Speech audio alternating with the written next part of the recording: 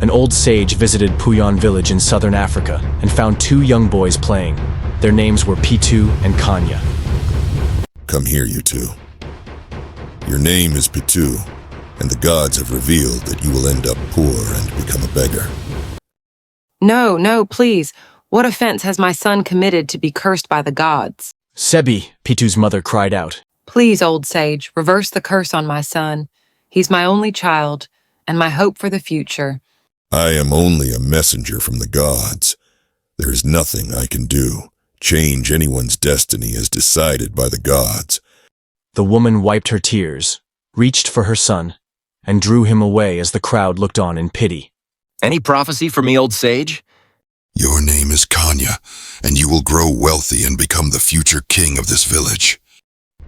The crowd erupted in excitement, surrounding Kanya and congratulating him for being favored by the gods. Following the prophecies, Pitu and his mother wept for days until their tears ran dry. The villagers began to avoid them, whispering whenever they passed by. Parents warned their children not to associate with Pitu, fearing his bad fortune might rub off on them. Thus, the little family became isolated and deserted by the people they had known all their lives. Mama, why has this misfortune befallen us? Why? Now we have no friends because no one wants to befriend the poor like us, Pitu lamented. Shut your mouth, Pitu's mother shouted, her eyes blazing with anger. Mother! Shut your mouth, Pitu's mother shouted. But the prophecy, Pitu stuttered. As a man thinks in his heart, so is he. I assure you that if you work very hard, you will not become a poor beggar. Who knows, the gods may smile upon you and crown your efforts with success. From that day on, Pitu stopped playing with the other boys at the village square. Instead, he spent his days working on the farm until nightfall. On the other hand, ever since Kanya received the prophecy that he would become king, he lazed about the village and played all day, surrounded by a growing circle of friends eager to be associated with him. One day, he encountered Pitu returning from the farm, a large basket of yam tubers on his head. Pitu appeared tired, the hot sun beating down on his back. Could you help me with some of these yams? Pitu asked. You must be stupid, Kanya replied sharply. Have you forgotten so soon that you are speaking to your future king? Future king, not present king, so stop building your castles in the air and let your eggs hatch before you count them, Pitu laughed. I will remember this insult and make sure you pay dearly for it, Kanya replied angrily and walked off. Remembering the prophecy that he would end up poor, Pitu became sad again and continued his walk home. Tired of the ill treatment from the villagers, Pitu and his mother packed their belongings one fateful day and left for the neighboring town, Agbor. Once they were settled, they bought a plot of land with their little savings and resumed farming. Many years later, as predicted by the old sage, Kanya was crowned king.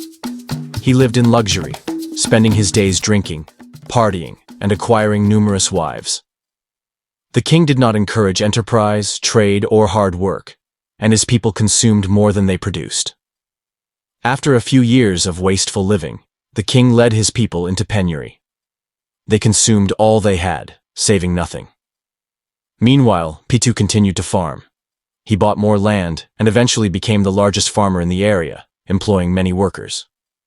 Due to the size of his farm, government supported him by training and supporting him to acquire modern farming methods, which increased his output and made him very wealthy. He received agricultural funding from distant lands, which allowed him to expand his trade to nearby villages and acquire more land for farming. Traders from distant places would come in lorries to buy produce from his farm and sell it in the market. Meanwhile, Kanya had become the king of Puyan village.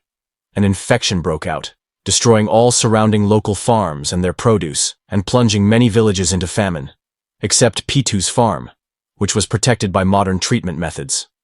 I heard that there is a big farm in the neighboring town. Let us go over and buy farm produce so that we will not perish, a village chief advised during the elders' meeting.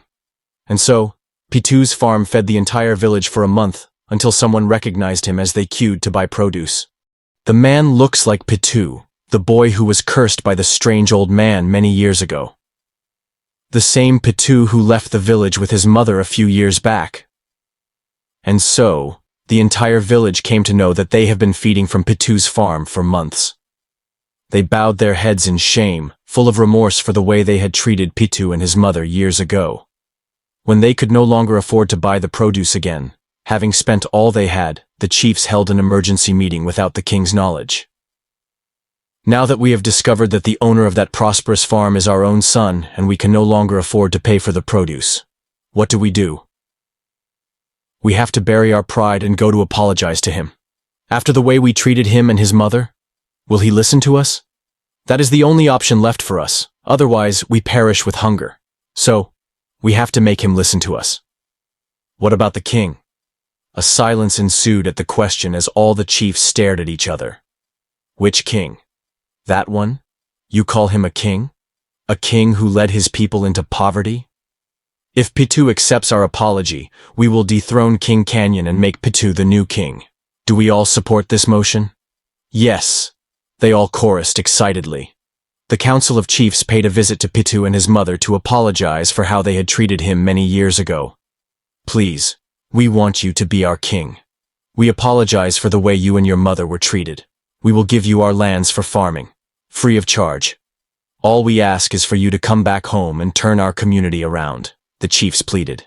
Pitu agreed, forgave his people, and agreed to turn around the fortunes of Puyan village around. Kanyan was dethroned and banished from the town for his inability to make the village progress in commerce and industry, since he became the king. Pitu came back home and became king. Not long after, Puyan village thrived again as business activities revived and blossomed. Did you enjoy this story? I bet you did. Then subscribe to our channel for the next series in the 10-story African Tales collection, titled The Man Who Loved Money More Than Life. You won't want to miss it, as it promises to be even more captivating. For more captivating and unforgettable stories, subscribe to the Impart Kitty channel, and remember to send in your comments. And until the next episode, keep watching, commenting, liking, and sharing.